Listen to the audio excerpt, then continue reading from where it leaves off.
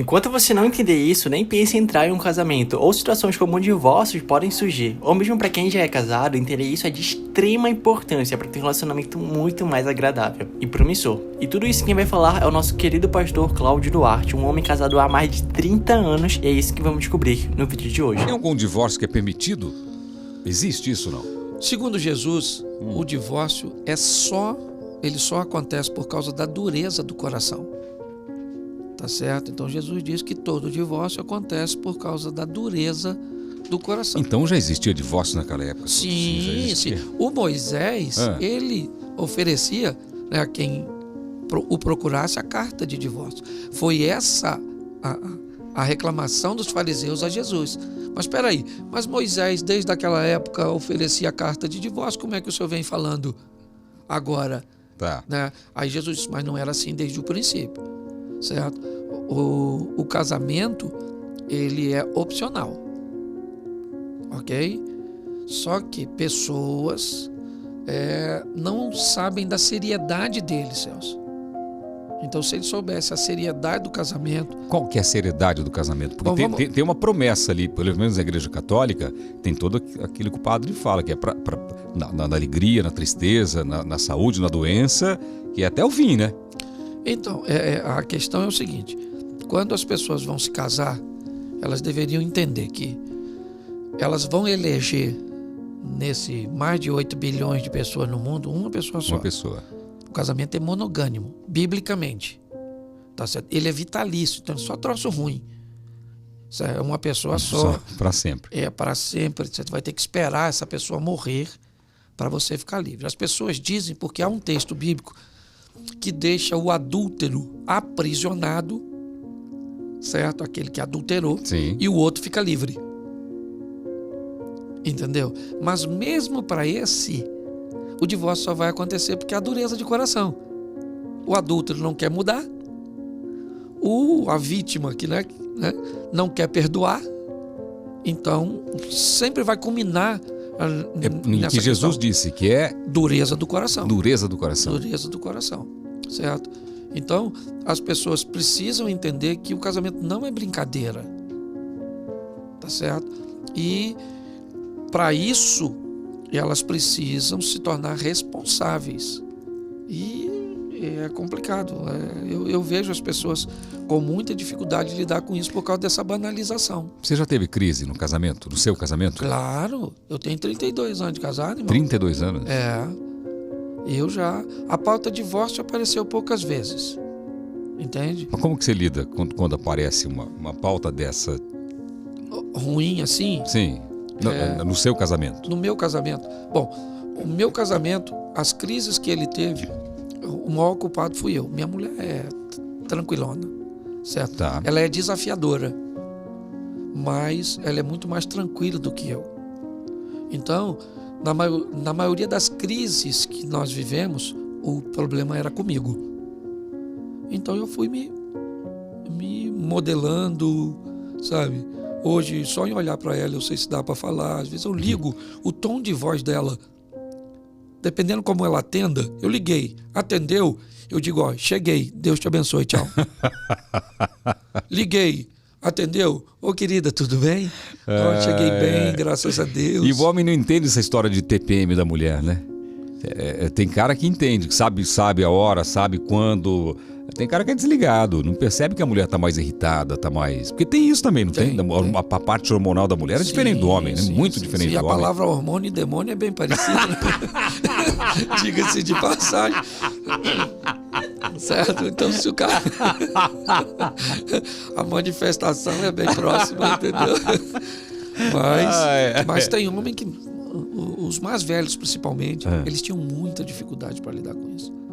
Palavras de incentivo, ok? Dizer eu te amo.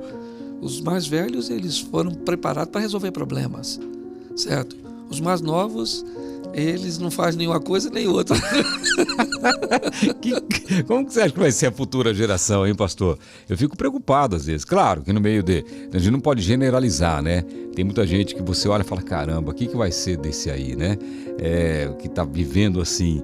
Mas tem muitos jovens bons, né? Inclusive na igreja, não tem? Uma juventude muito forte na igreja. Tem assim, eles são muito promissores, Tá. certo? Mas eles são muito voláteis, eles são muito, sabe? Eles são muito líquidos, vamos dizer, essa expressão de, sabe? Esse modelo líquido que tende a contornar tudo e não resolver nada. Entendi. Sabe? Então eles, na maioria eles querem um mínimo de cansaço possível, um mínimo de estresse possível, tá certo? Qualquer coisa que a tecnologia lhes ofereça para que eles não precisem pensar, eles estão dentro. Ótimo. O problema é que isso vai atrofiando. Vai. Certo? E isso é problemático. E numa geração que só pensa basicamente em si e prazer momentâneo, ele não está preparado para casar não, irmão. O casamento é uma sociedade, exige prestação de conta. Tem que dizer onde vai, que horas volta, se pode ir, se o outro está com a agenda alinhada com a sua. Comprei. Filhos. Aí é outra fase, irmão. Aí é uma outra. E aí tem gente que é casado, casou com outra pessoa que já é casado, que tem 2 filhos do primeiro e o outro tem 2 do outro, e aí agora eles têm 2 juntos. E já não sabe quem é filho de quem, a hora que tá não sei o que, se tá dentro. Aí é os meus, os seus, os nossos. Então você não precisa nem do diabo. Aí numa briga ele ofende o que não é dele. Aí pronto. Aí você paga o colégio, internet, paga tudo desse aqui. E não paga do outro. Mas não é seu. Entendeu? Uma hora você joga na cara. Aí o aniversário dele, o pai vem, não deu um tostão e pergunta se o filho tá gostando da festa. Que é você que tá pagando. Fica de olho na sua mulher, que era ex dele, agora tá legalzinha porque tá feliz, você tá tratando bem. O menino ainda fica torcendo pro pai dele pegar a sua mulher, que é para restaurar a família. Então, irmão, é melhor nem conversar sobre isso. Porque... Meu Deus do céu. Mas a gente lida com tudo isso. Com tudo isso, né? E fora que quando o casal que tem um divórcio se separa, é incrível que o amor se transforma em ódio rapidamente, né? Quer conhecer alguém, Celso? Se separe. Diz que ex é pra sempre, né? Não, exatamente. Não tem. É igual radiação. Já era. Vai te matar devagar. Uma vez eu fiz uma gravação. Quando eu estava na pegadinha do Silvio Santos, ainda fui gravar no escritório de advocacia. E aí eu perguntei, era especializado em separações, não sei qual que é a especialidade. E eu perguntei para a advogada.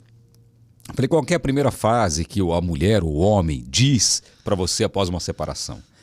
Eu quero ferrar ele ou ela. É assim, o ódio toma conta, né?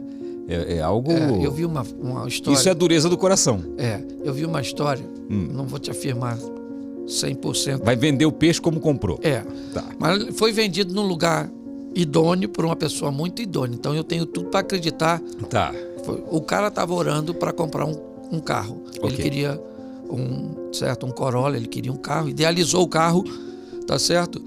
E ele um belo dia abriu lá os classificados de anúncio e tinha um Corolla que ele queria, do ano que ele queria, a R$1. Então ele achou aquilo inicialmente absurdo, ok? É lógico que era um erro de digitação, mas me parece que ele continuou procurando e aquele anúncio persistia. E ele resolveu ligar. E uma senhora atendeu e ele disse, eu vi o anúncio, ela falou, é verdade. Esse carro existe, mas o que ele tem? Ele está aqui na minha garagem, vem aqui, veja. Documento em dia, está tudo em dia. E ele foi lá. E ela não dava muita abertura para ele perguntar o porquê. Só mostrou toda a documentação e a disposição que ela estava de vender. Ele viu que estava tudo certo, consultou, comprou o carro. Assim que ele comprou, que aí já estava tudo certinho, ele falou, minha senhora, a senhora me perdoa, mas antes de ir embora eu preciso entender o que é isso.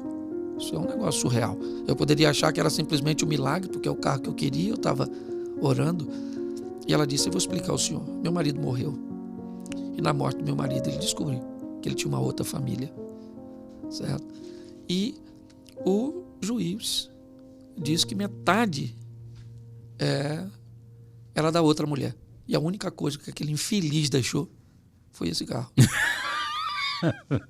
E ela vendeu por R$1. Vendeu por R$1. E pagou em juízo os 50 centavos. Uau! Parece brincadeira, mas é só para você entender onde vai a atitude de alguém que... mediante a esse tipo de situação. Certo? Nessa situação, né, ela queria penalizar o marido. que já não estava mais lá, mas pelo menos era para ela aquela satisfação, tá certo? Ela penalizou os dois, né? Sim, Os dois. sim, A sim. outra que era Isso aí. a amante É, e o marido que já não estava mais aí. isso aí. Então é bem complicado esse negócio, Celso. Esse é o vídeo do canal Saber Visionário. Para continuar assistindo outros vídeos, basta acessar esse vídeo aqui para estar vendo outros.